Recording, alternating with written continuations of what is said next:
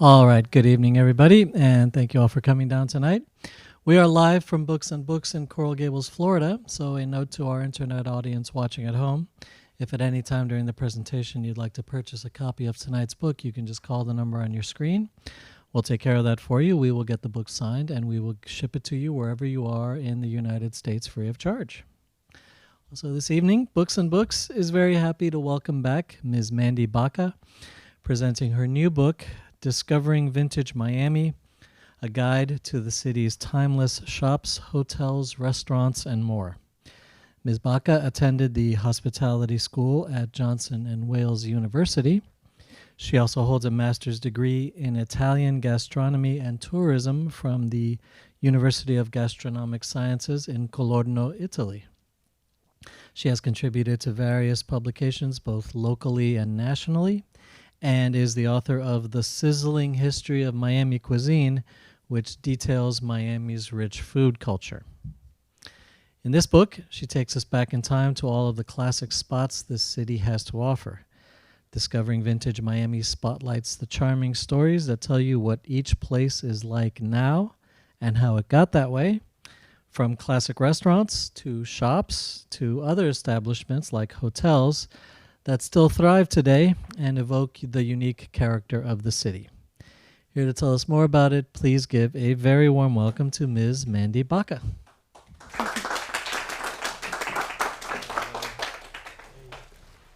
Thank you. Hi, everyone. Thanks for coming out today. Just give me 1 second, please.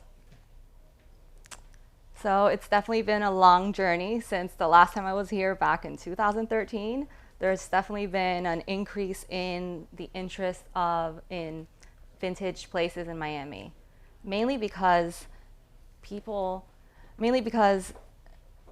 we have seen a lot of vintage places in Miami die.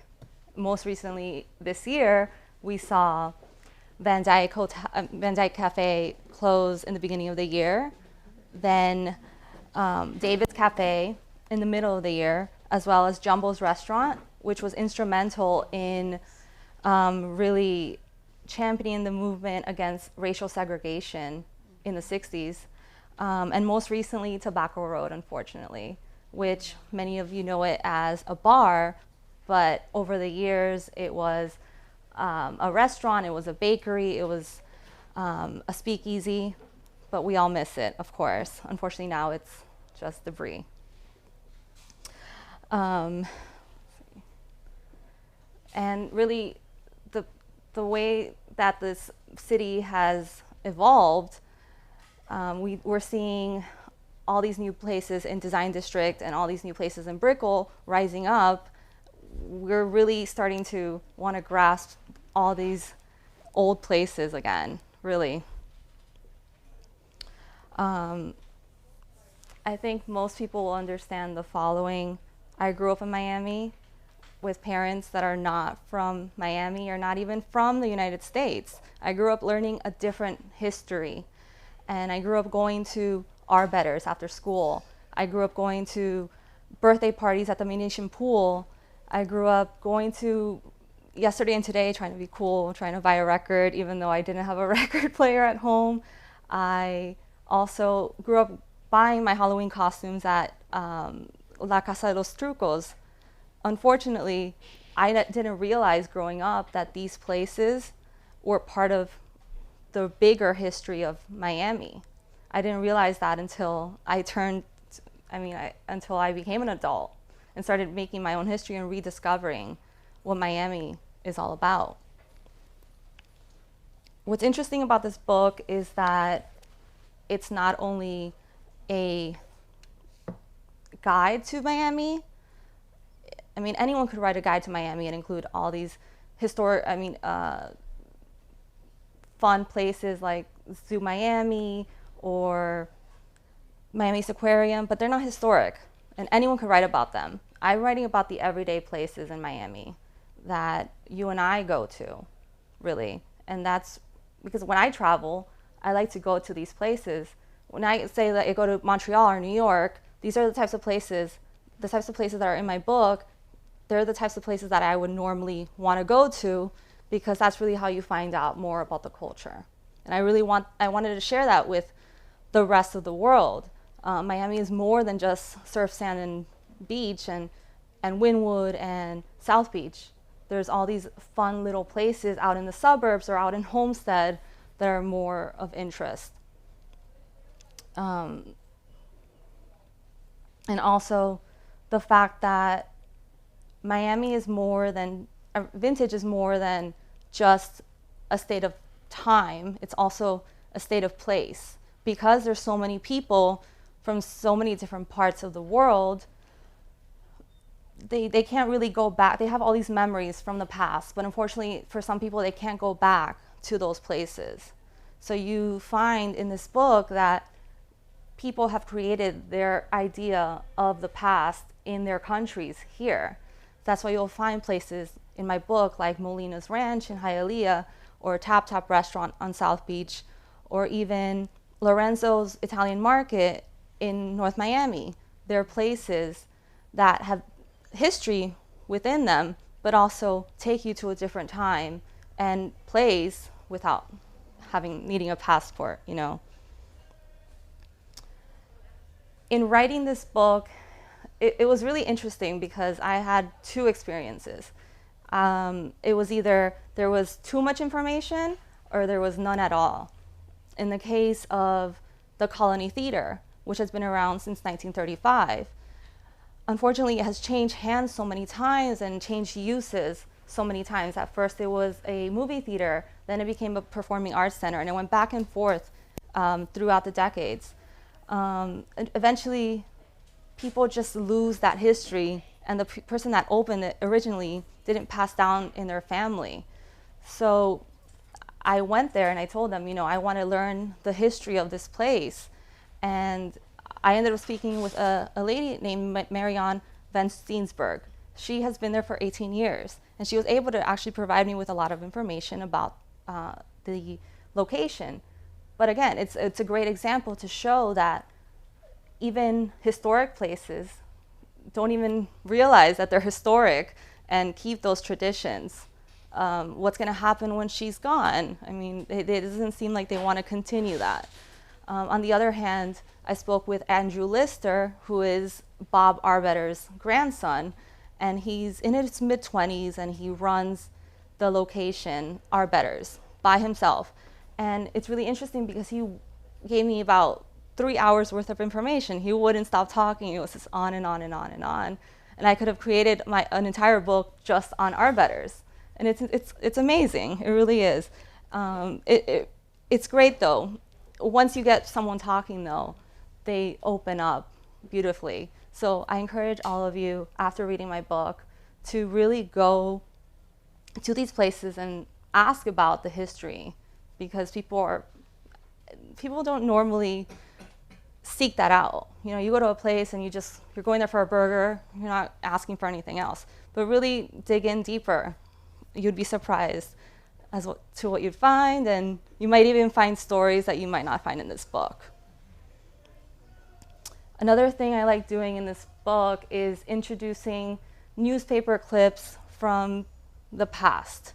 I don't think people give the newspaper enough credit, and I like bringing out, I think it just adds character to the book in general. A funny story was in the Sedano's supermarket chapter is that in 1986, thousands of people called the police because they thought UFOs were attacking a certain supermarket.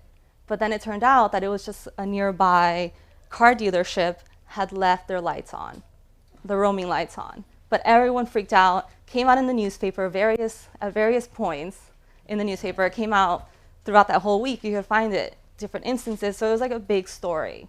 And you know, now, decades later, in 2014, not many people know about this incident, but it's funny to capture these memories back in the day. And also another interesting part of my book is that I like to include the community. It's not just the story of the owners, it's all of us who keep these stores open. So you'll find in my book everyone from my father, who wrote he gets very poetic when he writes about Joe Stone Crab. So I included a very nice paragraph from him. And I really wanted to get out from my circle as well, of people that I know. So I reached out. I did a lot of research online. I reached out to people that I didn't even know that I figured had gone to a lot of these places. So a local writer named Zachary Fagenson, he's a local writer. And I reached out to him because he frequents Stephen's restaurant in Hialeah quite frequently, because he's Jewish origin. And there's a sandwich called the Rachel that is very old in the culture. But unfortunately, not many restaurants in town make it anymore. But this specific restaurant in the middle of Hialeah makes it. So he goes there whenever he's in town, and he makes an effort, even though it's very far away. Also, a local realtor named Inez Hegedus Garcia.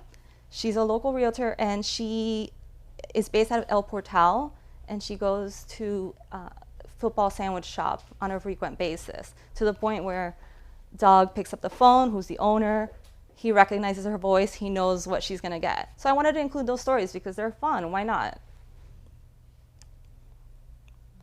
And as far as the businesses, it seemed like every time I talked to someone, one of the owners or one of the supervisors, they always had the same theme going on, whether it's why their business has stayed in business for so long.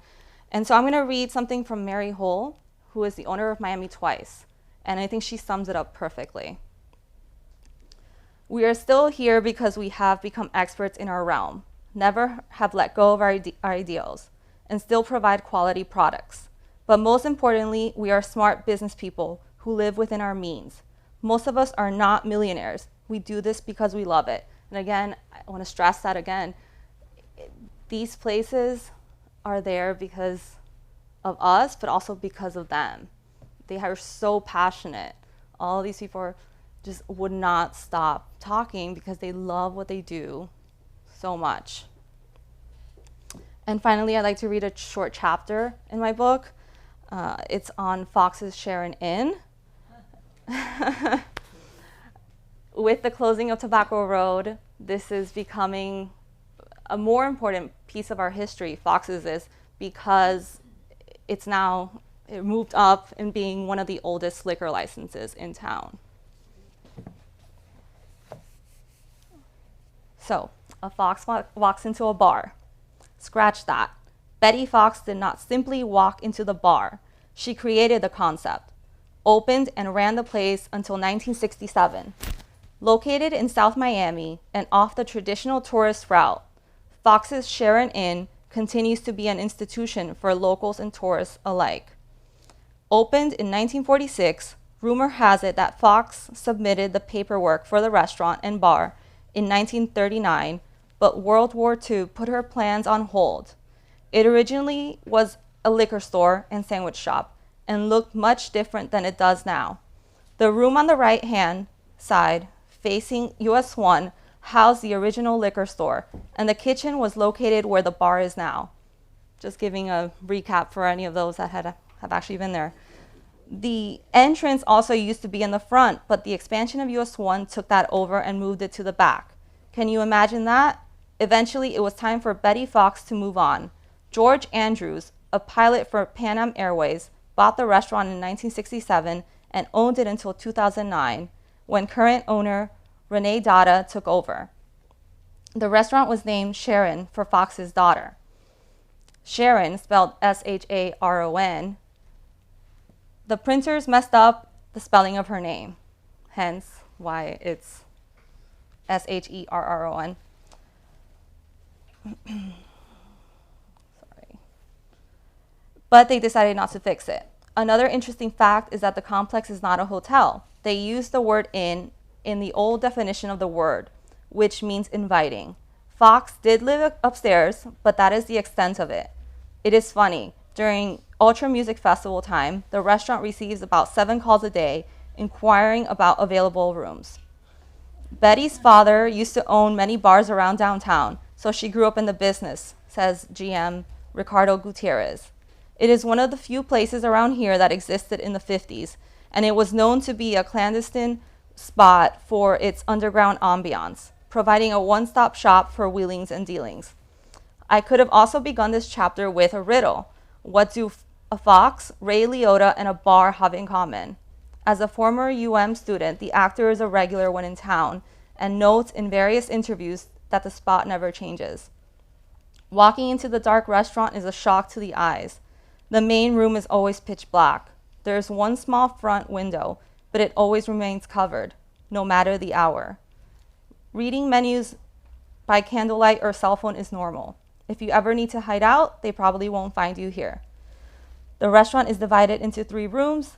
The main room is cozy but circular, black banquette booths, and an old-fashioned manly wood bar that features a fox mosaic on the wall and strong drinks. The 2 back rooms are completely different and feature regular dining tables with exposed brick walls, fancy chandeliers, and tiled black and white patterned floors. The room on the left-hand side, or the front of the restaurant if looking from US 1, features a large window and is the room that receives the largest amount of natural light. The entire establishment boasts an overall old-fashioned speakeasy style. Before smoking was outlawed, it was dense with cigarette smoke. Fox's is the oldest establishment with a dual liquor license in Miami, capable of operating a liquor store and a bar at the same time. The liquor store, which can be found in the back, can remain open until 5 a.m. by law, but these days it closes at 9 a.m., still later than other liquor stores around. It has always functioned as a walk-up liquor store.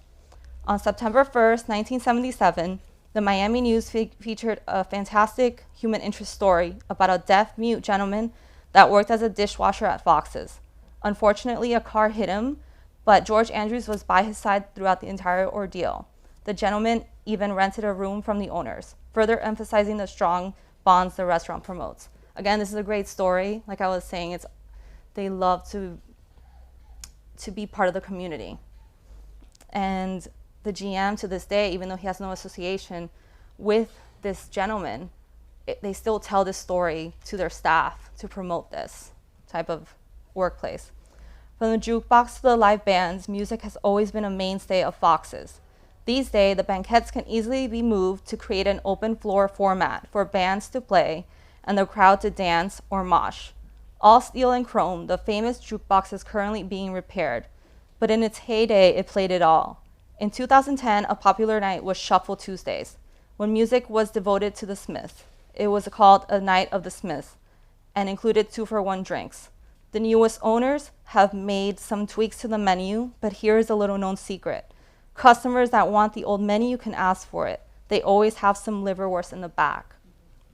Tuesday and Thursday nights are prime rib night, but the GM's favorite night is Friday, when pan-fried, where they serve pan-fried snapper. We have customers that come every day, some even up to 2 times a day. Many of our standby regulars do not like the changes that we have made. They're mostly aesthetic, hasn't changed that much. As for the die-hard customers, sometimes we will get a family after a funeral or a death anniversary come in to honor the person because it was their favorite place. Thank you. So I open it up to you guys for any questions that you may have.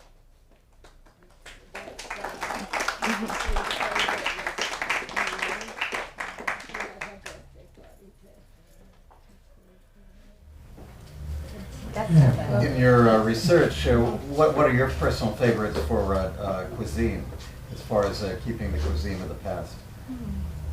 Well, I like Steven's restaurant in Hialeah because it's in the middle of Cuban Central.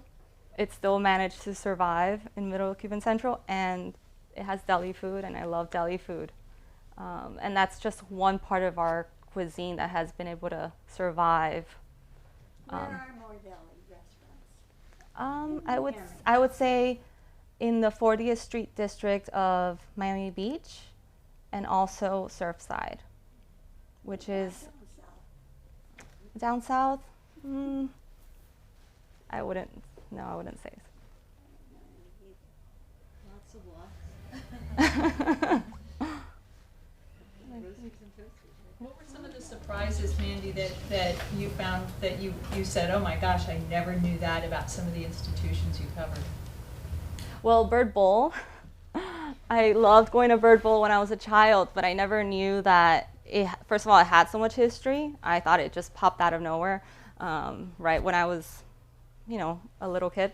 But also the fact that it's now the only, after John Carter's close, which was on 137th and Kendall, it's actually the only professional bowling alley in Miami-Dade County. So all the little bowling alleys that you see, Strike or Lucky, they're boutique, what they call boutique bowling alleys. So professionals can't come and actually have competitions there. I thought that was interesting. I mean, you never think of that, but it's interesting. An interesting thing about Foxes is that when you eat there, everybody in the room talks to everybody else. Doesn't matter whether they're at your table or not.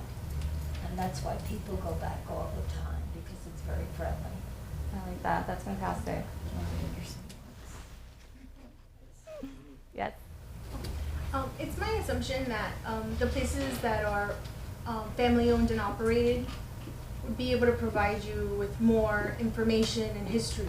Did you find that to be true, or were there any instances where that wasn't the case? I would say it's very interesting because we live in a world right now where it's all PR backed, public relations backed. So it's very difficult to, these days, hear about these little mom and pop shops.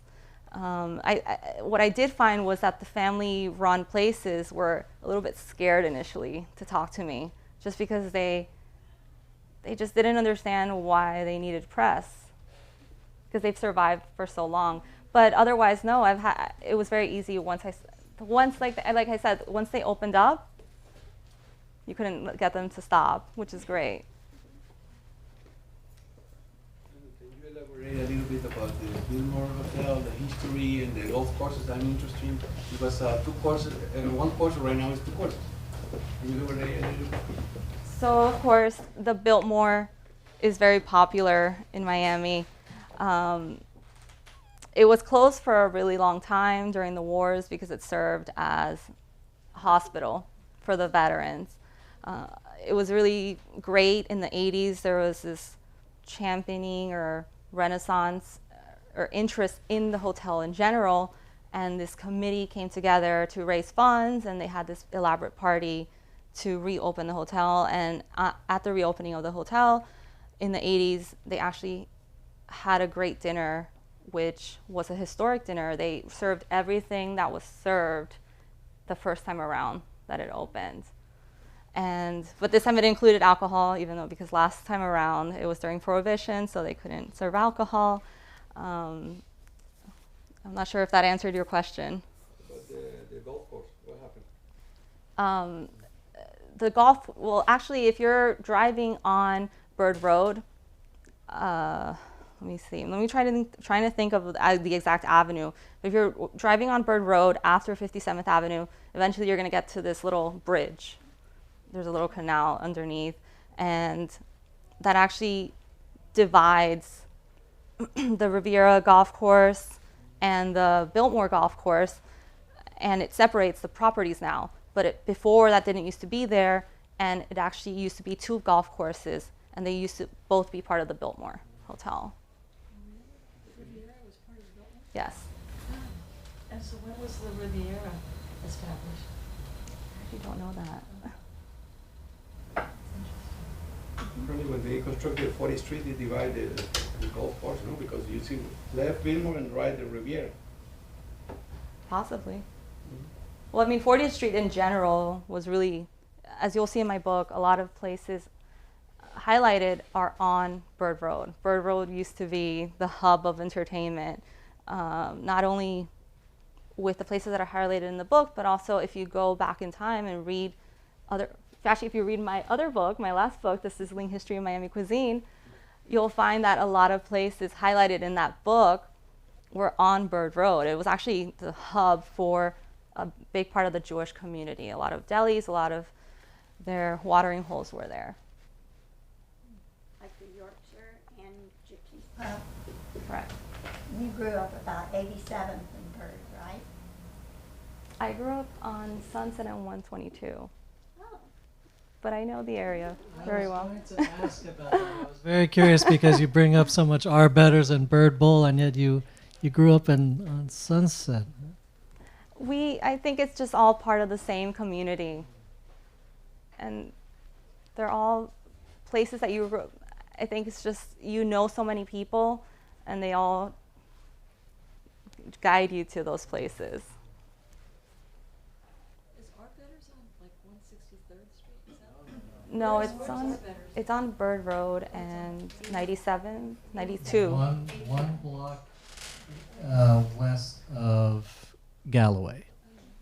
It's a little hole in the wall. It's a hot dog place. It's a hot dog place. Isn't there a hot dog place, another famous hot dog place? There was, yeah. Off of 163rd Street. Yes. I'm not familiar with it. How about the drug outlet store? It's gonna disappear or it's gonna be taken by CVS, no? So Allen's drugstore, unfortunately, in the last 3 weeks or so, the pharmacy component of it was purchased by the neighboring CVS, which just moved in. And actually, as I was driving in, I saw that it was actually open. But the rest of the store, the medical supply store and the diner will remain open. So that's fantastic. Mm-hmm. That's an old institution, Allen's Store. Yes. did you reach any dead ends?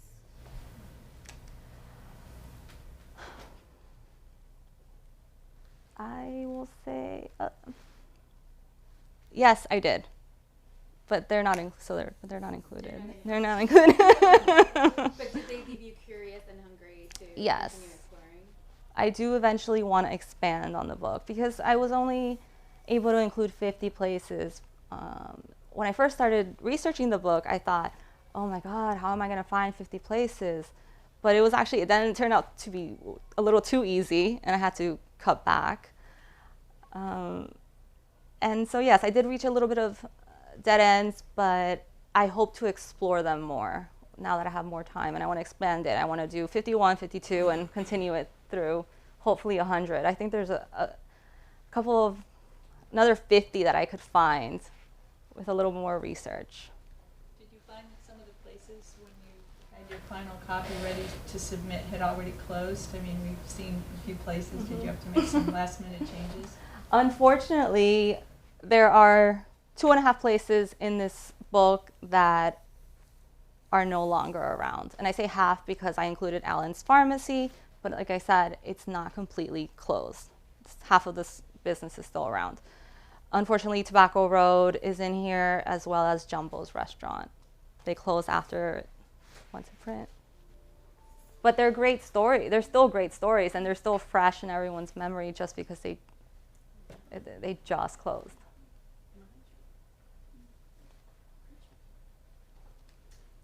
Actually, Yes.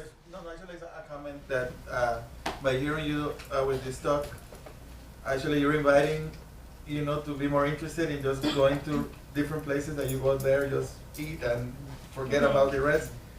And actually, it's interesting now to come with the new thinking. When you visit different places, but of course, one of our best pastimes is to visit restaurants. And of course, one of the things we do, of course, is enjoy food, and then it's nice to know about the history. Actually, one of the last restaurants I went and actually was on a documentary. It was The Forge, about people from the old days on the drugs. They were eating their champagnes of $200 and things, and then that part of, or 500, I don't know, very expensive places, and actually then you are part of that history.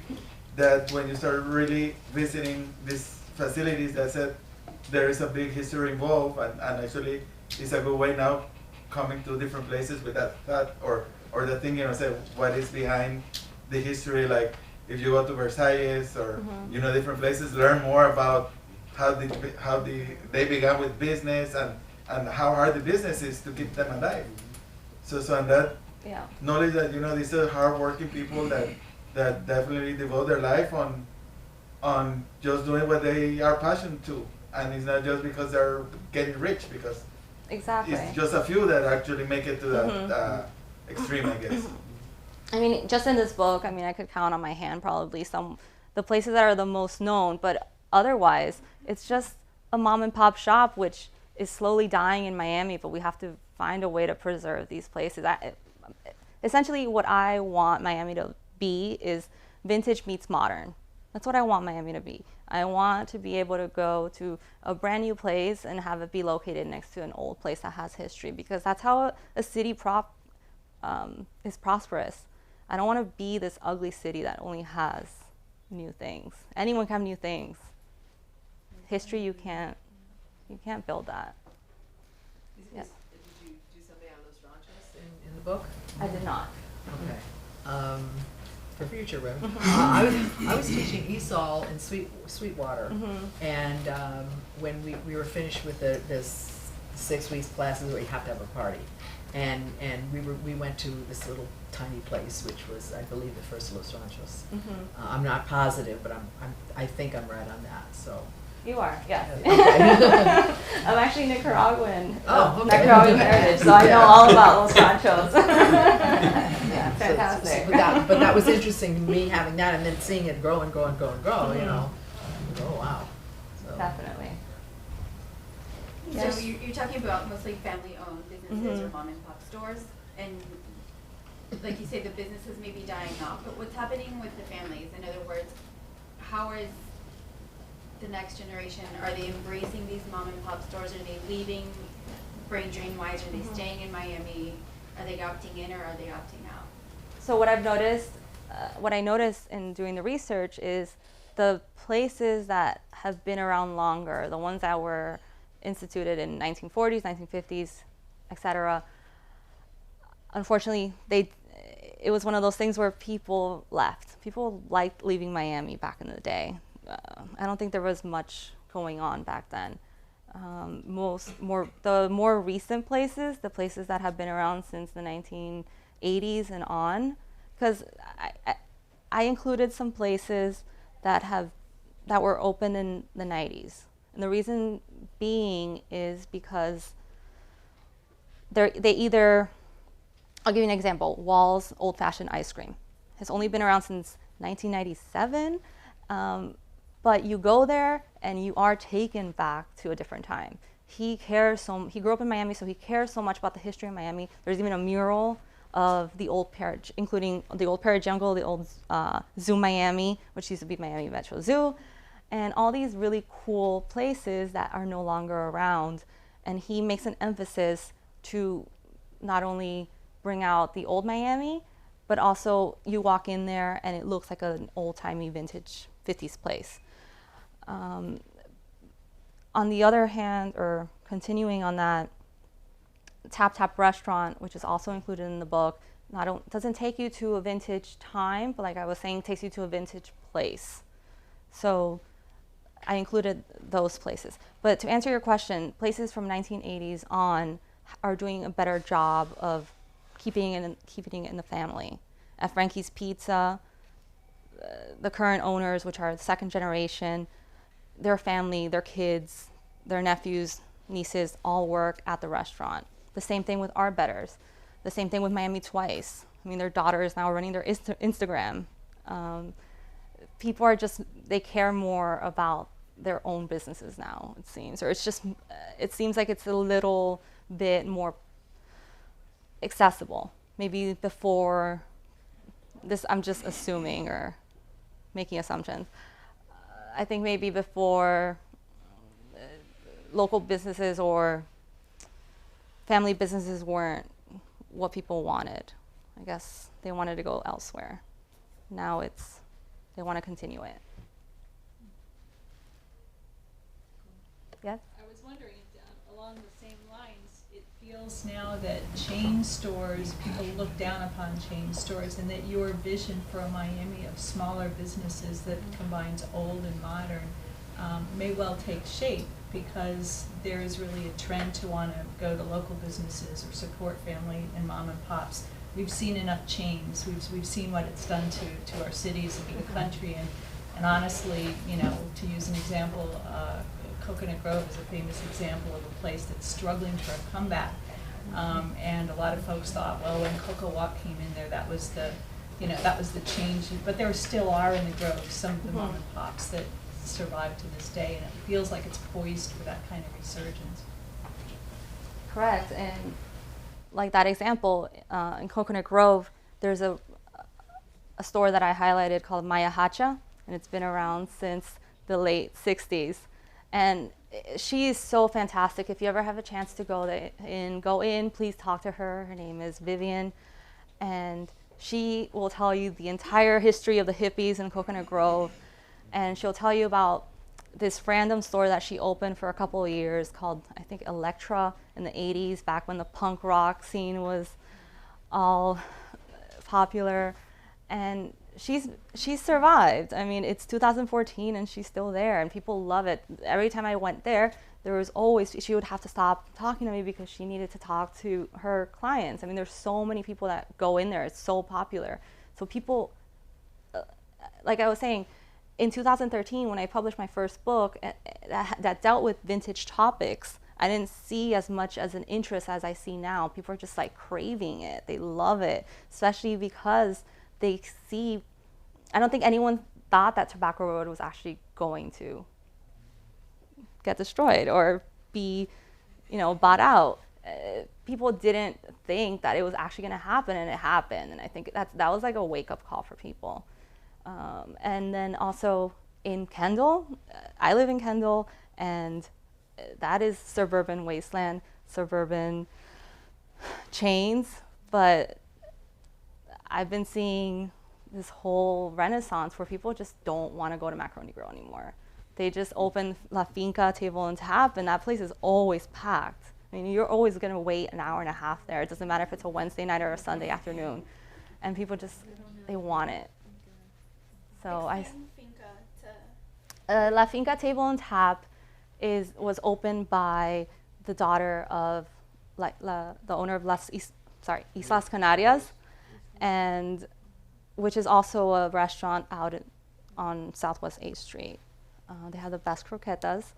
And so the daughter, her name is Eileen Andrade, and she actually wanted to be in fashion at first, but then she decided to stay in the family business. And so she takes the influences of Las Islas Canarias and the Cuban food and then mixes it with Asian influences. So it's like this fusion cuisine.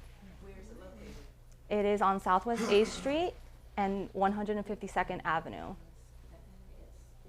46th and 24th, maybe. Sorry. No, sorry. 24th Southwest 24th Street and 147. It's way out there. It's out there. A bar that can contend with any South Beach or Wynwood bar. Mm-hmm. So sorry, but like it kept Yeah. the drive. We were talking about the drive-through the other day. I don't know, we were having this conversation, but the Islas Canarias and some of these family-owned restaurants have drive-throughs, and Finca is sort of a younger, next generation, but it kept the drive-through, and it's really funny. There's always a line there. And what's its specialty? Croquetas? Or No, that's Islas Canarias. They're It's croquetas. Fusion cuisine, Asian and Cuban. Cuban. special there? I think possibly the most special thing is the bench outside the front door. The cow? The cow. Oh, yeah. The wrought iron It's cow. nice, huh? As far as Okay, take a picture. Yeah, it's very cool. Mm-hmm. It is Oh, my first virtual time as that well. I am in a meeting like this. Welcome. I just want to thank your father for inviting me.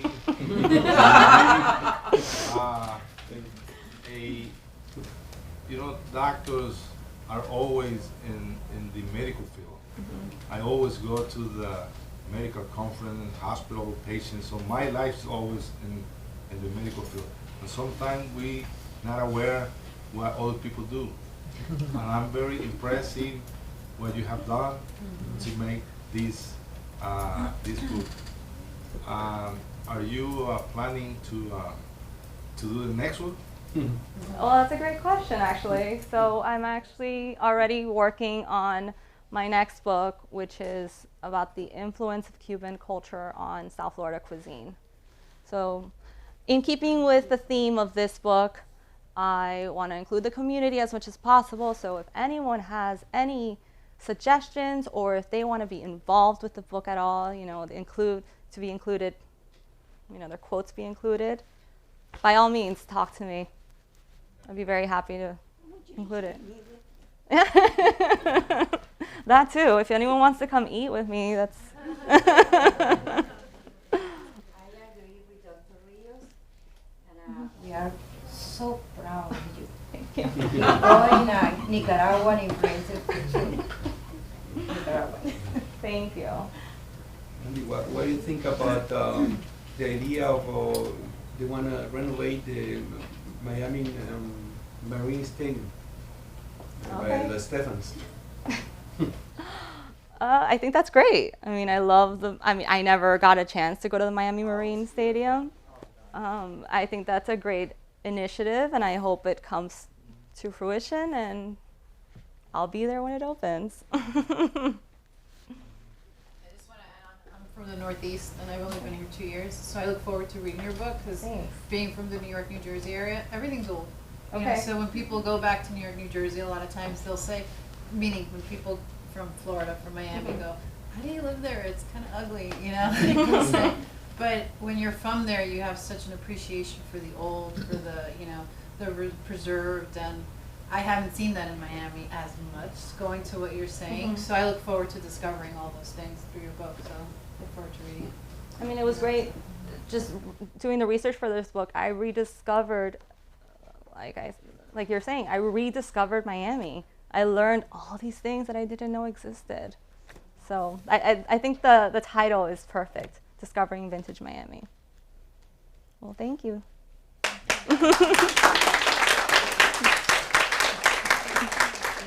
All right, well, the story of my brief period as a dishwasher at Arbetter's we can leave in abeyance. Oh. Quick reminder for our internet audience watching at home, there's still time for you to call the number on your screen. You can purchase a copy of Discovering Vintage Miami.